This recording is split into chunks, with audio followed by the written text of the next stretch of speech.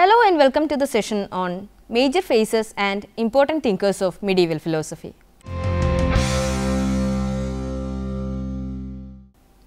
Major phases of medieval philosophy. In the last unit, you have seen the origins of medieval philosophy through a historical overview of the Middle Ages. In this unit, you will learn more about medieval philosophy by looking at the major phases of that period. The purpose of this unit is multifold. It will try to give you an overall idea of the important phases into which medieval philosophy is generally classified, a snapshot of the major historical events happened in each of these phases, an understanding of the unique features and characteristics of each of the phases, a short sketch of the important theologians and philosophers of each phase. Chronological boundaries of medieval philosophy. As we have already seen, modern historians categorize medieval period as starting with the downfall of the Roman Empire and ending with the establishment of the Renaissance. But scholars disagree on the exact chronological boundaries of medieval philosophy. In other words, it is not easy to say when exactly did medieval philosophy begin and when ended. According to Desmond Paul Henry, the medieval philosophy began with St. Augustine of Hippo.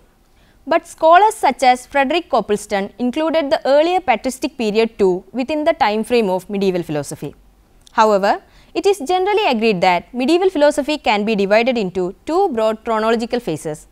Each of these phases had unique features and historical events and contributed equally to the growth and development of medieval philosophy. The two phases of medieval philosophy are early medieval period and high Middle Ages. It is to be noted that there are some subphases in these broad phases. In the next two modules, we will analyze at these two phases and their subphases in some detail.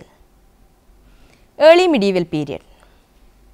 The chronological boundaries of early medieval period are also subject to controversy. However, many scholars agree that it began with the writings of St. Augustine of Hippo. The early medieval period ended roughly around the 11th century. At the time, the high Middle Ages started. Some of the main features of early medieval period are as follows. The philosophy of this period was influenced to a great extent by classical pagan philosophy. Neoplatonism was a major influence on many thinkers of the early medieval period. Almost all the original Greek texts were unavailable during this period. With the disintegration of Roman Empire, the knowledge of Greek language also declined. Only a few people could read and write in Greek. The church was the most eminent educational institution of the early medieval period. As a result, most of the intellectual discussions of the period were highly theological in nature.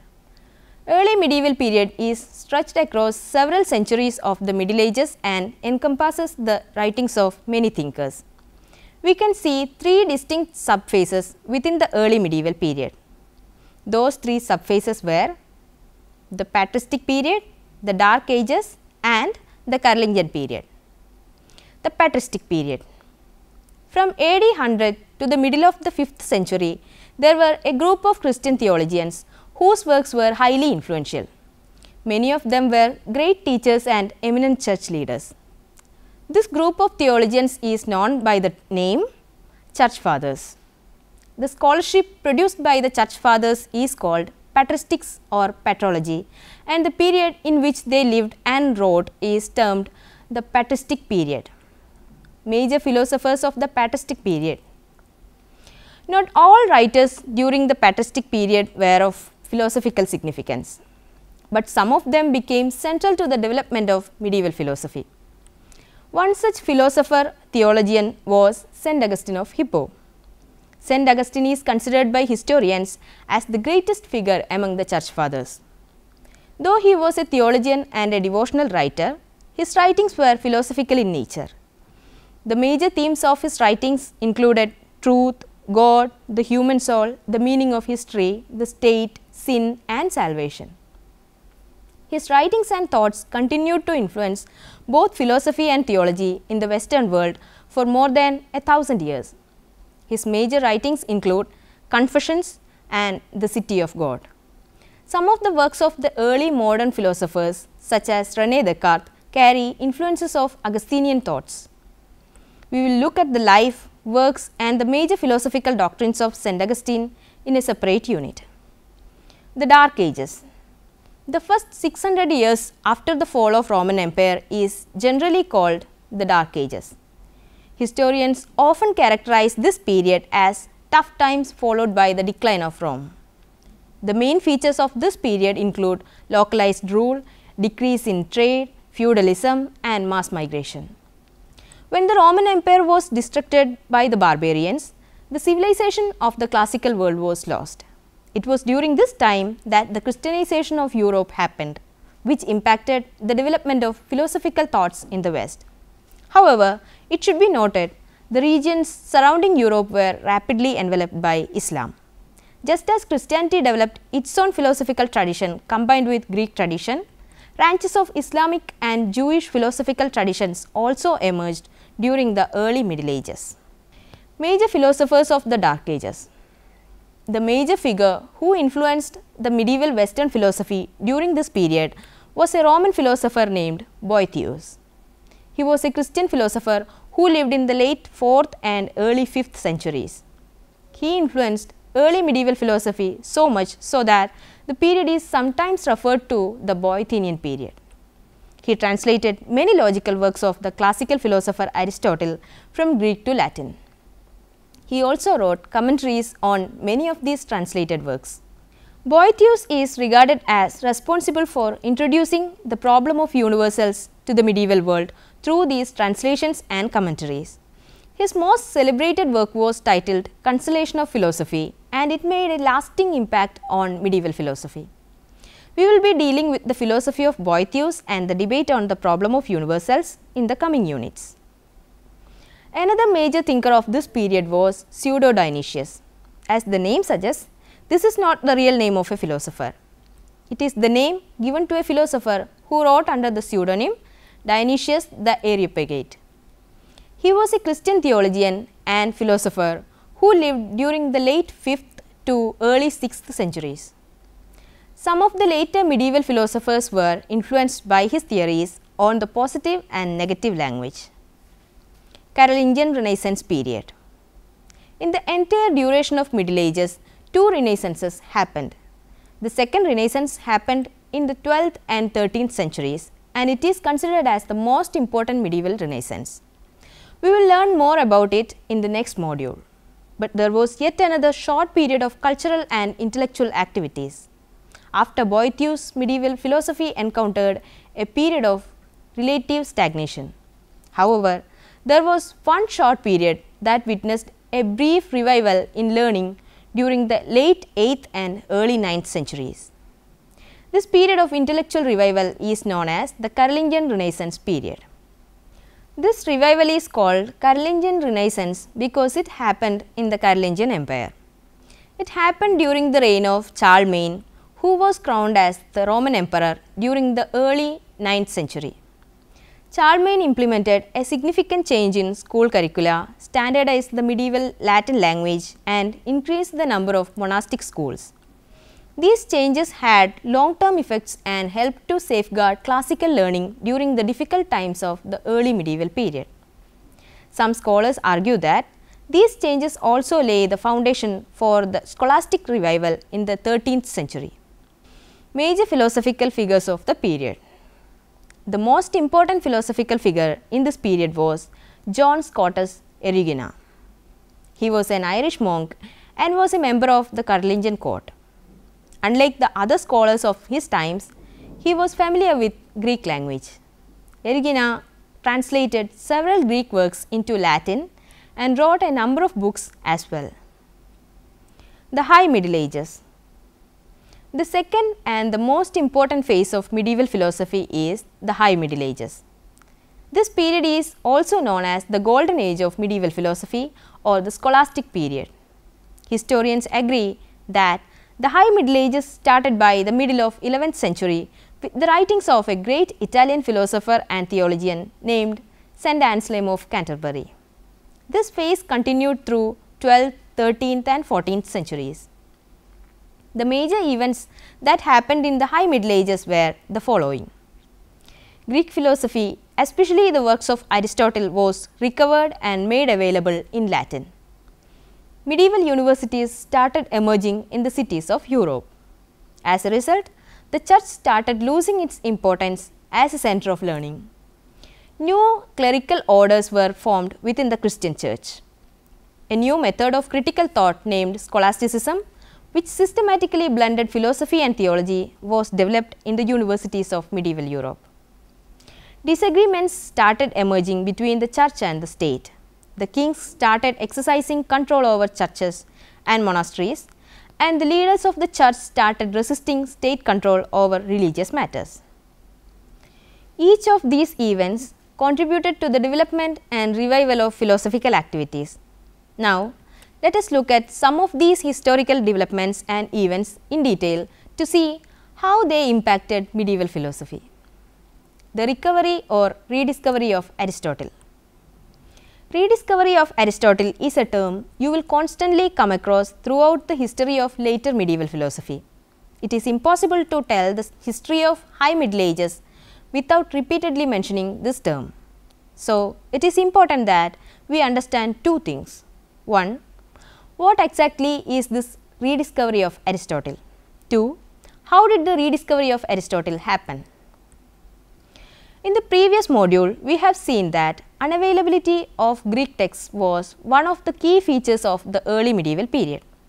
But in the High Middle Ages, all the major works of Aristotle were made available to the Latin West. This recovery or rediscovery of Aristotle was the most momentous event of the late medieval period. It not only brought in a revival in philosophy, but also changed the philosophical landscape of the Middle Ages tremendously. To put simply, the recovery of Aristotle refers to the copying or translating of Aristotle's works from Greek or Arabic text into Latin. These activities continued for about 100 years. It started from the middle of 12th century and went on till the 13th century. More than 42 books are believed to have translated during this period. The impact this had on medieval Western philosophy was remarkable.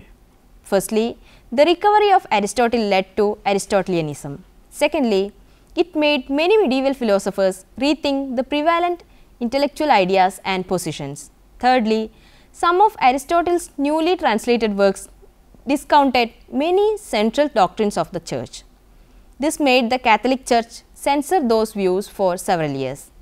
The prominent Christian philosophers and theologians of the times were compelled to come up with some ideas that would erase the incompatibility between Aristotle and Christianity.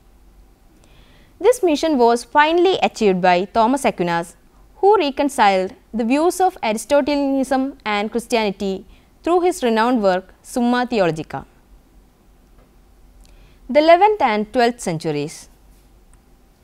The 11th and 12th centuries paved the way for High Middle Ages in many ways. The countries and regions of the Western world regained their political cohesion. Moreover, classical traditions of intellectual thought were revitalized. The Latin West came out from the Dark Ages by the 11th century. By the time the Western world entered the 12th century, medieval philosophy was on the verge of a transformation. The translation of Aristotle's work started happening during this period. These new translations offered medieval thinkers new material to rethink of philosophy. Major philosophers of 11th and 12th centuries. This period witnessed the emergence of two great philosophers who made their mark on the medieval tradition. The first one was St. Anselm of Canterbury. He is best known for his formulation of the ontological argument for the existence of God. He is regarded as the most important Christian philosopher of the 11th century. The second one was Peter Abelard, who was an argumentative and charismatic teacher. His writings on logic and linguistic analysis were of great importance in medieval philosophy. The life, work and philosophical contributions of these two philosophers will be discussed in the coming units. The 13th century. The philosophical landscape of the 13th century was transformed due to three important events. These three events lead to the emergence of an academic form of philosophy called scholasticism. The main feature of scholasticism was the use of dialectical reasoning to reconcile orthodox Christian teachings with the teachings of Aristotle. The first event was the culmination of the rediscovery of Aristotle. This had already started from 12th century onwards, but by 13th century the corpus of Aristotle's works was finally made available. Due to the influence of these new translations, the relationship between faith and reason once again became a topic of discussion. The second event was the setting up of the great medieval universities, mostly in Paris and Oxford. The universities continued faculties in arts, theology, law and medicine. They became the main centers of teaching and learning during the 13th century. The creation of the Franciscan and Dominican orders was the third major development of the 13th century. Both these orders set up schools in the main centers of learning. Major philosophers of the High Middle Ages. The influence of the newly established clerical orders was high during this period. It should be noted that all the most eminent philosophers of this century belonged to either the Dominican or the Franciscan order. These rival clerical orders within the church started fighting for both political and intellectual control over the new centers of learning. In this module, we will take a quick look at these two orders and the philosophers associated with them. The Dominican order. The Dominican order was established by Saint Dominic in 1215. The Dominicans gave more importance to the use of reason. They extensively used the new Aristotelian sources. The two great philosophers who followed the Dominican thinking during the 13th century were Albertus Magnus and Thomas Aquinas. Albertus Magnus. Albertus Magnus was German philosopher of the early 13th century. As a Dominican, he taught across Europe and he was the teacher of Thomas Aquinas. He began the project of reconciling Aristotelian views with Christianity. This project was accomplished by Thomas Aquinas. Albertus Magnus was a great proponent of experimental science and he was made the patron saint of the natural sciences in the 20th century. Thomas Aquinas. Thomas Aquinas was the most important philosopher of the 13th century. He gave more importance to reason and argumentation. Through his writing, Aquinas tried to offer a complete and methodical treatment of scholastic philosophy and theology. He is famous for his attempts to reconcile the philosophy of Aristotle with Augustinian theology. The Franciscan Order. The Franciscans were founded by Francis of Assisi in the beginning of the 13th century. There were four major Franciscan thinkers: Bonaventure, Roger Bacon, John Duns Scotus and William of Ockham. Bonaventure. Bonaventure was an important Franciscan figure during this period. He was a traditionalist who defended the theology of Augustine and the philosophy of Plato. He maintained the view that humans can discover truth through reason only when philosophy is illuminated by religious faith. Bonaventure was a contemporary of Aquinas, but his philosophical ideas differed from those of Aquinas. He was influenced by the Neo-Platonist ideas of St. Augustine of Hippo and Pseudo-Dionysius. Roger Bacon. Roger Bacon, who was a great advocate of experimental science, was another contemporary of Aquinas. He put forward a new model of philosophical studies by giving more emphasis to language learning. John Duns Scotus. John Duns Scotus was another great mind of the High Middle Ages, who influenced both the Christian and the secular thoughts alike. He is best known for his doctrine of the University of Being. He rejected the attempt of Aquinas to reconcile rational philosophy with theology. He held the view that all religious beliefs are matters of faith. William of Ockham. William of Ockham was a Franciscan friar, a famous scholastic philosopher and theologian of the 13th and 14th centuries. He is generally considered as the last of the great medieval philosophers. He is best known for Occam's razor, which was a methodological principle he developed. He maintained the view that reason does not have access to many truths and that such truths can be known only through revelation. Ockham separated philosophy and theology by arguing that there is no rational ground for faith. Important Jewish and Muslim philosophers. The Middle Ages were marked by the spread of Christianity throughout Europe. The Christian intellectual tradition became prominent, but two other religious traditions persisted in Europe. They were Judaism and Islam. Some philosophers from Jewish and Islamic traditions contributed to medieval philosophy. They were Averroes, Avicenna and Maimonides. Averroes. Averroes is the Latin name of the Spanish Muslim philosopher Ibn Rushd. He lived in the 12th century. He was of the opinion that philosophers are best suited to interpret religious scriptures. His major work was titled A Decisive Treatise. Maimonides. Moses Maimonides was a Spanish Jewish philosopher who lived in the 12th century. He argued that scriptures shouldn't be interpreted literally but allegorically. His best known philosophical work is The Guide for the Perplexed. Avicenna. Avicenna was the Latin name of an Arabic philosopher named Ibn Sina. He was a Muslim physician, lived in the 11th century. He was not only a philosopher of the Islamic world, but also a renowned physician of his times. He is best known for his contributions in the field of Aristotelian philosophy and medicine. This unit was an attempt to get a quick understanding of the major philosophers, theologians and thinkers of both the early medieval and the scholastic period. We will do an in-depth analysis of their major philosophical ideas and principles in the coming units. Let me summarize what we have discussed so far. Even though historians usually consider the fall of Roman Empire as the beginning and Renaissance as the ending point of medieval period, the span between these two events can be divided into separate phases. The first phase is the early medieval period.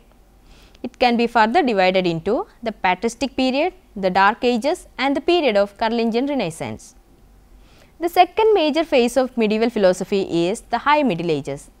The recovery of Aristotle, emergence of universities and the establishment of Franciscan and Dominican orders within the church are the major events of this period. This was a period of increased intellectual activities. The major historical and intellectual development of this period gave rise to scholasticism. St. Augustine of Hippo, Boethius, Pseudo-Dionysius, John Scotus Erigena, Peter Abelard, St. Anselm of Canterbury, Thomas Aquinas, John Duns Scotus, William of Ockham and Bonaventure were the major philosophers of medieval philosophy. There were also philosophers of Jewish and Islamic traditions who contributed actively to the intellectual landscape of the Middle Ages. Averroes, Avicenna and Maimonides were three eminent philosophers from such religious traditions. Here are a few questions. You can try to answer them. What were the main features of the early medieval period? What is historical event called the rediscovery of Aristotle? What were the major impacts of the rediscovery of Aristotle? What are the contributions of Boethius? What is Carolingian period? What are the major historical developments during the Dark Ages? What is Dominican order? Who were the major philosophers of the Dominican order? What were the three important events of the 13th century? Now, you can go through the books given here for reference. The Routledge History of Philosophy, Volume 3, The Middle Ages, edited by John Marborn, Routledge, London in 1998. A History of Philosophy, Volume 2, Medieval Philosophy, From Augustine to Duns Scotus, by Frederick Copleston, The Newman Press, Westminster in 1950.